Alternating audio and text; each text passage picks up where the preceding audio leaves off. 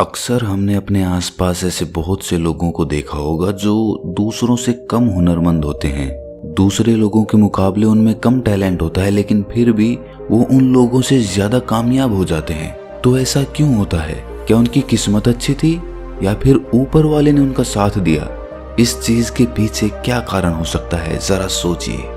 इसके पीछे सबसे मुख्य कारण आलस्य होता है। जी हाँ, कामयाब होने के लिए सिर्फ हुनर नहीं चाहिए, उस काम को करने के लिए जोश और हिम्मत चाहिए। अगर आप में जोश और हिम्मत की जगह पर आलस्य है तो आप में कितना भी हुनर हो, वो हुनर किसी काम का नहीं रह जाता। जैसे दीमक एक पेड़ को अंदर से खोखला कर देती है। बाहर से तो पेड़ वैसे का वैसा दिखता है, लेकिन अंदर से वो पेड़ खोखला हो चुका होता है। उसी तरह आलस्य आदमी को अंदर से खोखला बना देता है। उसका जोश, उसकी स्फूर्ति अंदर से मर चुकी होती है। चाहे बाहर से वो आदमी स्वस्थ नजर आए, लेकिन अंदर से आलस्य ने उस दीमक की तरह उस आदमी के शरीर को अंदर से खोखला कर दिया होता है। आज की जो कहानी मैं आपको सुनाने वाला हूँ, उसमें आपको आलस्य के कुछ मुख्य कारण पता चलेंगे और साथ ही आपको आलस्य को हटाने के लिए कुछ यौगिक उपाय बताए जाएंगे। इससे पहले कि आप इस कहानी में खो जाएं, इस चैनल को सब्सक्राइब जरूर कर लें। तो चलिए कहानी शुरू करते हैं। एक बार की बात है, एक आलसी आदमी बुद्ध के पास आकर कहता है कि हे बुद्ध, मैं अपने आप से बहुत परेशान हूँ।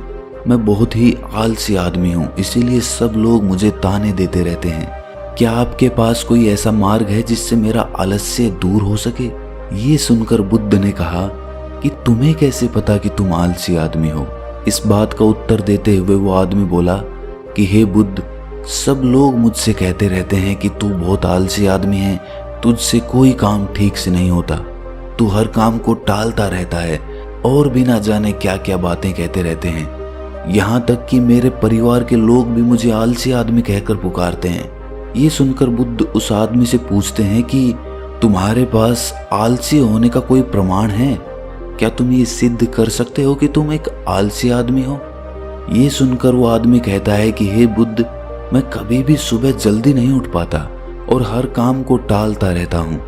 मुझे लगता है कि आलसी होने के लिए ये प्रमाण काफी होगा। इस आदमी की बातें सुनकर बुद्ध कहते हैं कि आलस्य को समझने के लिए हमें ये जानना होगा कि आलस्य क्या है और वो किसी आदमी के शरीर में कैसे जन्म लेता है। अगर कोई आदमी किसी काम में पूरा मन नहीं लगा पा रहा, उसमें उस काम के प्रति जोश नहीं है, उत्साह नहीं है, तो उसका कारण आलस्य होता है। आलस्य जोश और उत्साह का विपरीत होता है।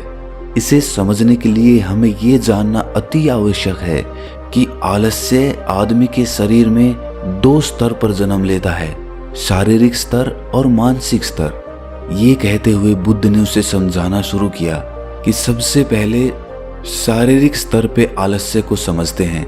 इसके बाद बुद्ध ने अपने धम्म के भिक्षुओं की तरफ इशारा करते हुए कहा कि तुम जरा गौर से इन भिक्षुओं का चलना, उठना, बैठना और लेटना देखो।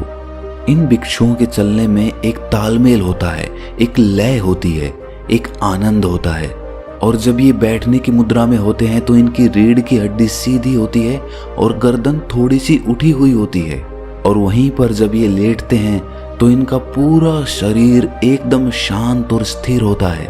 और वहीं जब एक आलसी आदमी चलता है तो वो एकदम झुका हुआ, थका थका और बिना आनंद के चल रहा होता है। याद रखो, 70% आलस्य हमारे उठने, बैठने, चलने और लेटने से तय होता है। अगर हम अपनी इन अवस्थाओं को समझ लेते हैं और होशपूर्वक चलने, उठने और बैठने का अभ्यास करते हैं, प्रयत्न करते हैं, तो हमारा 70% आलस्य दूर हो जाता है। शारीरिक स्तर पर आलस्य का दूसरा मुख्य कारण होता है सही नींद ना लेना। अक्सर हमें पता ही नहीं होता कि हमें कितनी देर सोना है। याद रखो, एक मानव शरीर को सीमित समय की नींद लेनी चाहिए।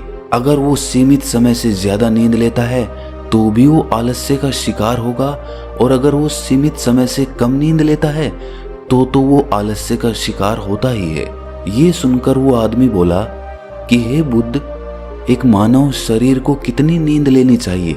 इसका उत्तर देते हुए बुद्ध ने कहा कि एक मानव शरीर को 6 से 8 घंटे की नींद लेनी चाहिए। अगर आपका शरीर ज्यादा थका हुआ नहीं है तो 6 घंटे की नींद, अगर ज्यादा थका हुआ है तो 8 घंटे की नींद। इसी के साथ ये भी ख्याल में रखना चाहिए कि सोने के लिए रात का समय निर्धारित किया गया है।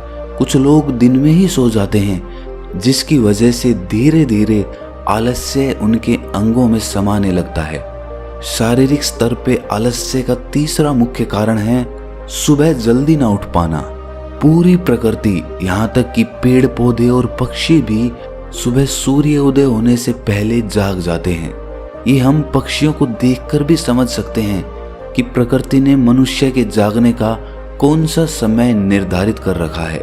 अगर हम सुबह जल्दी उठते हैं, सूर्य उदय होने से पहले उठते हैं, तो हमारे शरीर में एक स्फूर्ति होगी, एक ताजगी होगी और हम हर काम में अपना मन लगा पाएंगे।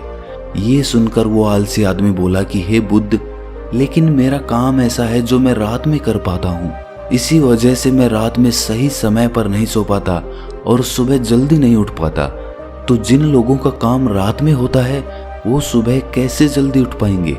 ये सुनकर बुद्ध कुछ सोच विचार करते हैं और उसके बाद कहना शुरू करते हैं कि जिन लोगों का काम रात में होता है उन्हें अपना काम पूरा मन लगाकर करना चाहिए, और यदि ऐसे लोग रात में काम करके दिन में भी सोते हैं और सीमित समय की नींद लेते हैं तो वे भी आलस्य से बच सकते हैं। लेकिन रात में जितनी गहरी नींद आती है उतनी गहरी नींद दिन में नहीं आ पाती, क्योंकि दिन में शोर शराबा ज्यादा होता है जिससे आदमी गहरी निद्रा में नहीं जा पाता। इसीलिए जो आदमी दिन में सोता है उसे कुछ ऐसी व्यवस्था करनी चाहिए जिससे बाहर का शोर शराबा उसकी नींद में बाधा ना बन सके। इसके लिए वो अपने कानों में रुई वगैरह ठूंस सकता है जिससे बाहर की आवाज उसके कानों में ना पड़े और वो गहरी निद्रा ले पाए। शारीरिक स्तर पे आलस्य का अगला मुख्य कारण होता है भोजन। सही समय पर और सही भोजन करना शरीर के लिए अति आवश्यक होता है। कुछ लोग ऐसा भोजन करते हैं जिसमें कोई जान ही नहीं होती। अब आप ही सोचिए, जिस खाने में जान ही नहीं है, जिस खाने में ऊर्जा ही नहीं है, वो खाना आपके शरीर को ऊर्जा कैसे दे सकता है? और अगर इंसान ऐसा खाना खाएगा तो उसका शरीर किसी भी काम को करने में प्रतिरोध करेगा ही। अक्सर गलत समय पर उल्टा सीधा भोजन करने से आदमी का मोटापा बढ़ता चला जाता है और एक पतले इंसान के मुकाबले एक भारी शरीर वाले इंसान के शरीर में ज्यादा आलस्य पाने की संभावना हो जाती है। इसीलिए ऐसा भोजन करो जो प्रकृति से सीधा प्राप्त हो रहा हो, जिसमें कुछ ऊर्जा हो। ये सुनकर उस आदमी ने कहा कि हे बुद्ध, शारीरिक स्तर पे तो आलस्य को मैं समझ गया हूँ, लेकिन मानसिक स्तर पे आलस्य क्या होता है? इसका उत्तर देते हुए बुद्ध कहते हैं कि इंसान को अपने जीवन में बहुत सारी नाकामयाबी मिलती है। जब वो नाकामयाब होता है, किसी काम को पूरा नहीं कर पाता, तो उसका जोश और उत्साह अगले काम को करने के लिए ठंडा पड़ता जाता है। जब भी वो किसी नए काम को शुरू करता है तो उसका पिछला काम उसके मन को प्रभावित करता रहता है। इसीलिए वो नए काम को पूरे जोश और उत्साह के साथ और पूरा मन लगाकर नहीं कर पाता, और यही आलस्य का कारण बन जाता है, जिसकी वजह से वो नया काम भी पूरा नहीं हो पाता, क्योंकि उसमें उसका पूरा मन और पूरा जोश नहीं लगा होता है। इसके लिए हमें ये समझना जरूरी होता है कि जो पिछला काम हमारा पूरा नहीं हो पाया, उससे भी हमें बहुत कुछ सीखने को मिला है।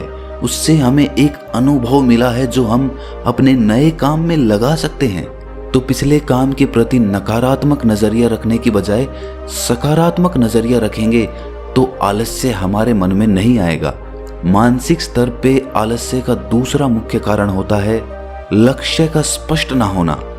ये कहकर बुद्ध उस आलसी आदमी से सवाल करते हैं कि मान लो यदि तुम किसी जंगल में फंस गए हो और तुम्हारे पास खाने पीने के लिए कुछ भी नहीं है, तो तुम क्या करोगे? वो आदमी कहता है कि हे बुद्ध, मैं जिंदा रहने के लिए उस जंगल में खाने पीने का सामान ढूंढूंगा। ये सुनकर बुद्ध कहते हैं कि अगर तुम्हें फिर भी खाने पीने का सामान नहीं मिलता तो? इसका जवाब देते हुए वो आदमी कहता है कि हे बुद्ध, तो मैं किसी भी तरह, किसी भी कीमत पर उस जंगल से बाहर निकलने का पूरा पूरा प्रयास करूंगा। ये सुनकर बुद्ध कहते हैं कि चूंकि वहां पर तुम्हारा लक्ष्य स्पष्ट है, इसीलिए तुम्हारे शरीर में कोई आलस्य नहीं आएगा।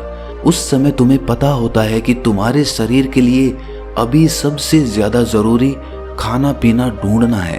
अगर तुम नहीं ढूंढोगे तो तुम मर जाओगे। और जब तुम्हारा लक्ष्य स्पष्ट होता है तो आलस्य तुम्हारे मन में आ ही नहीं सकता। लेकिन हमारे दैनिक जीवन में हमारा लक्ष्य स्पष्ट नहीं होता है, जिसकी वजह से हमारे मन की ऊर्जा इधर उधर बिखरती रहती है।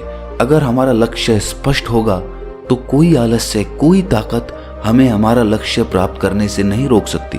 और इसी तरह अगर किसी काम को करने की हमारे पास कोई ठोस वजह नहीं होती तो भी हम उस काम को टालते रहते हैं। उस काम को करने का हमारा मन ही नहीं करता, क्योंकि हमारे मन में ये बात समाई होती है कि इस काम को करके कुछ फायदा तो होगा नहीं। इसीलिए किसी काम को करने के लिए उसकी ठोस वजह जानना बहुत जरूरी होता है। बहुत सारे लोग व्यायाम करने की अहमियत नहीं समझते हैं, क्योंकि वो इसकी वजह नहीं देख पा रहे हैं। वो सोचते हैं कि व्यायाम करने से क्या फायदा। लेकिन जो आदमी दूरदर्शिता रखता है, जो ये देख पाता है कि अगर मैं आज व्यायाम नहीं करूंगा तो भविष्य में मेरा शरीर कितने रोगों से ग्रस्त हो सकता है, तो ऐसे आदमी के पास स्पष्ट लक्ष्य भी होता है और ठोस वजह भी होती है, और इसीलिए वो लोग व्यायाम भी करते रहते हैं। मानसिक स्तर पर आलस्य का अगला मुख्य कारण होता है आलसी लोगों का साथ। अक्सर कुछ लोग आलसी नहीं होते, लेकिन उनके आसपास के लोग आलसी होते हैं। अगर आपकी संगति में आलसी लोग भरे हुए हैं तो आप भी उनकी तरह हो जाएंगे। आपका भी मन काम करने से भागने लगेगा। आलस्य एक छुआछूत की बीमारी की तरह होता है। जितने ज्यादा आलसी लोगों से आप घिरे हुए हैं, आपका मन उतने ही आलस्य को पकड़ लेगा। मानसिक स्तर पर आलस्य का अगला मुख्य कारण है किसी भी काम को टालते रहना। कुछ लोगों की आदत होती है काम को टालते रहना। आज का काम कल पर, कल का काम परसों पर। हमें ये महसूस भी नहीं होता कि धीरे धीरे यही हमारी आदत बन जाती है, और ये काम को टालने की आदत धीरे धीरे आपको आलसी बना देती है। इसीलिए किसी भी काम को कल पर मत टालो। और सबसे आखिर में बुद्ध ने कहा कि किसी भी काम को करने के लिए आपके पास उम्मीद होनी चाहिए, उत्साह और जोश होना चाहिए। हर काम को नया काम समझ के करना चाहिए। इसके बाद बुद्ध ने उस आलसी आदमी से कहा कि याद रखना, अगर तुम्हारे पास कोई स्पष्ट लक्ष्य है और उसे करने के लिए तुम्हारे पास कोई ठोस वजह भी है, तो दुनिया की कोई ताकत तुम्हें वो काम करने से नहीं रोक सकती। दोस्तों, जीवन में अगर कुछ हासिल करना है तो हमारे पास सिर्फ आज का ही समय है। ये मत सोचो कि कल आएगा। ये मानकर चलो कि हमें जीने के लिए सिर्फ ये 24 घंटे मिले हैं। इन 24 घंटों में मरने से पहले मैं क्या कर सकता हूँ, ये समझ लीजिए कि एक एक सेकंड मिलकर एक मिनट बनता है, और एक एक मिनट मिलकर एक घंटा बनता है, और घंटे दर घंटे एक पूरा दिन बनता है। तो हमारे लिए सबसे ज्यादा जरूरी वो सेकंड है जिनसे पूरा दिन बना हुआ है। इसीलिए अपनी किसी भी सेकंड को बर्बाद मत करो, क्योंकि एक बार जो घड़ी बीत गई वो वापस लौट कर कभी नहीं आती। तो दोस्तों, कैसी लगी आपको ये कहानी कमेंट सेक्शन में जरूर बताना, और अच्छी लगी तो इस चैनल को सब्सक्राइब जरूर कर लेना। तो मिलते हैं अगली कहानी में, तब तक के लिए अपना ख्याल रखें।